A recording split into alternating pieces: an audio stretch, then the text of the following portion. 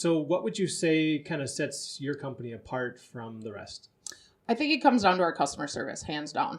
We try to put ourselves into your shoes as the owner or the resident shoes, just to make the process easier. We understand a lot because we're experienced.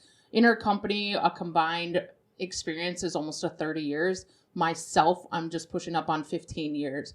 So when I look at different things or different situations come up, I look at not only the owner's standpoint, not only our standpoint, but also the resident standpoint and say, okay, what is the best route from here? We make it very humanized, not just cut and dry. Okay. Very good. So, and you kind of answered this a little bit, but how within the company do you split up roles and how do you keep things organized and efficient? Yep. We have lots and lots of task bars that we have in-house, but we try to do what we do best. So there's a team that does the maintenance and they focus just on maintenance.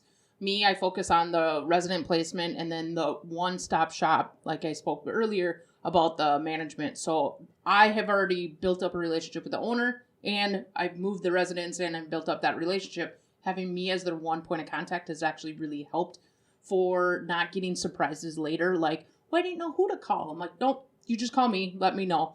And then we have an office staff where we have our finance person, we have our behind the scenes, double checking paperwork, all that stuff.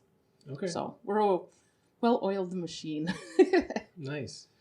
Well, one of the objections that I've seen to this type of setup, and I've experienced it in my own background, I used to be a property manager, but is that just how do you keep on top of everything? How do you stay organized with all those different relationships and who's responsible for what are, I should say, what problem is going with which property? I don't know. How do you stay organized with that? We basically have learned from making mistakes at the other companies we worked with.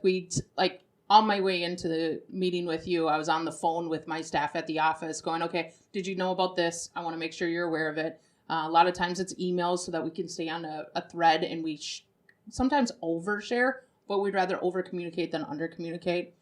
The other thing too is when situations arise, we're upfront with the owner from the start so that they're not like, oh my gosh, later. We just want to be all around, easily access to whatever they need.